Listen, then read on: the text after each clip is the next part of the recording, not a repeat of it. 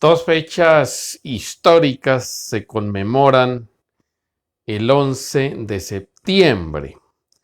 La más conocida en los últimos 20 años es precisamente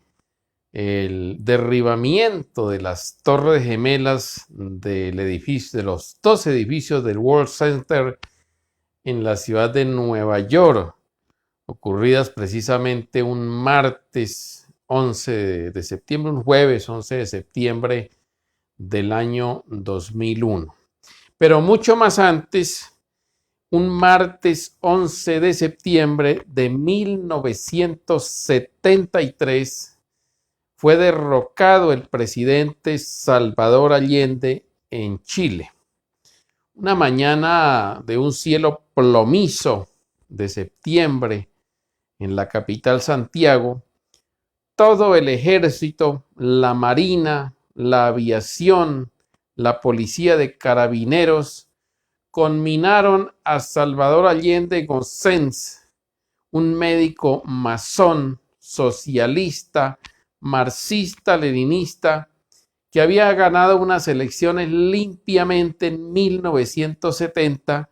y desde que se asumió el poder en Chile, inició un proceso político para tratar de imponer un modelo socialista en su país. Sin embargo,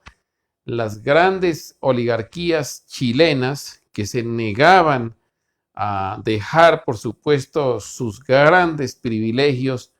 como también las grandes compañías extranjeras que han manejado el cobre allá y los asuntos agrícolas, fueron patrocinadas por la CIA de los Estados Unidos para dar este golpe de Estado que truncó no solamente la vida del presidente Allende, sino también truncó el experimento socialista democrático de ese país. Hacia las 11 de la mañana de ese martes fue bombardeada la Casa de la Moneda, que es el palacio presidencial donde se reúnen o viven los presidentes de Chile. Después de ese bombardeo, obviamente la gran mayoría de funcionarios que estaban en las dependencias abandonaron el palacio, con la excepción de Salvador Allende, que hasta última hora resistió con un grupo de compañeros y finalmente optó por el suicidio antes que abandonar el poder. Por otro lado, ya en Nueva York, hace precisamente 20 años, que unos fanáticos políticos religiosos, en una de las más grandes y osados actos terroristas que conozca la historia de la humanidad, se apoderaron de 4 aviones grandes con pasajeros y todo, y 2 de ellos fueron estrellados en las Torres Gemelas de Nueva York, del World Center, que finalmente a los pocos minutos, a la media hora, sucumbió derribando esas gigantescas torres, que era el emblema en esa época del sistema financiero norteamericano y mundial. Pero al mismo tiempo,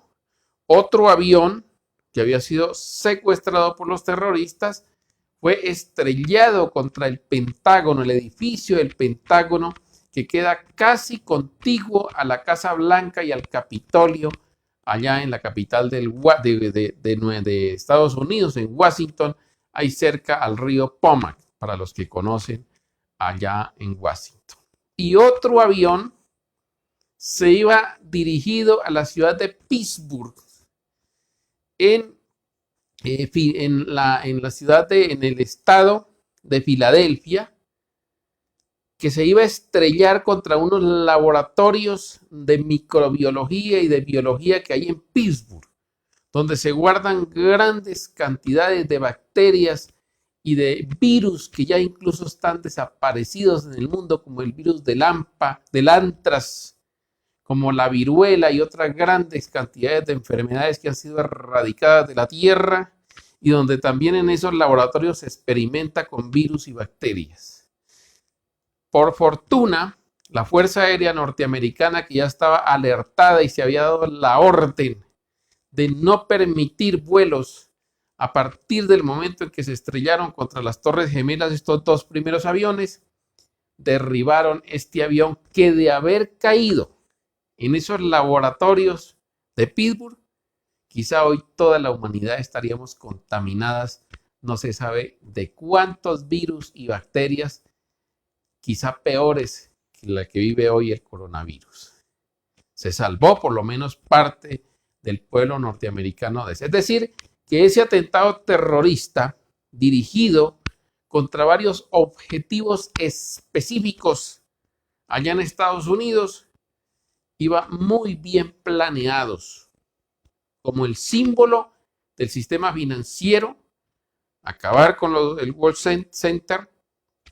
el Pentágono, donde se guardan todas las grandes, o se ha promovido y se promueven las guerras contra otras naciones, y la peor de todas quizás, los laboratorios de biología y microbiología que hay en Pittsburgh.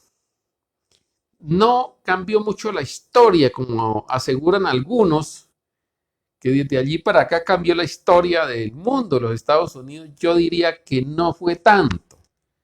Lo que sí cambió un poco fue el sistema de comercio. Mientras Estados Unidos se dedicó a hacer la guerra en Afganistán en busca de los terroristas, y el terrorismo es un enemigo invisible que no lo encuentran en ninguna parte, China se enriqueció y se convirtió casi en una tercera, o yo diría que en una primera potencia comercial del mundo. Hoy nos tiene invadidos a todo el mundo. Y aprovecharon el momento geopolítico, mientras Estados Unidos estaba encargado de la guerra contra el terrorismo,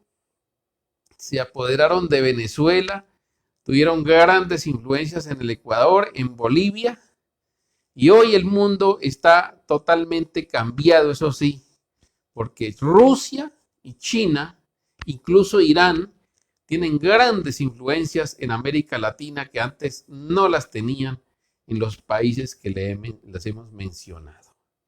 Y para terminar, hace ya casi un mes que los Estados Unidos, junto con muchos países europeos de la OTAN, tuvieron la más vergonzosa derrota en Afganistán y se retiraron con la cola entre las piernas, dejando allá abandonado todo, porque una guerrilla, una simple guerrilla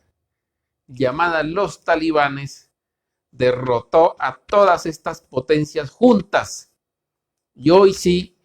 que va a cambiar la historia del mundo, porque los Estados Unidos están en una franca retirada,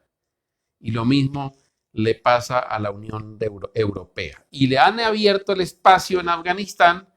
para que entre China y Rusia e incluso Irán a manejar lo poco que hay allá, que no es sino amapola y los cultivos de hachís y los cultivos de productos ilícitos. Esa es la breve historia de lo que pasó un 11 de septiembre. Uno en 1973 en América Latina, en Chile, y el otro 11 de septiembre, lamentable y fatídico, en los Estados Unidos.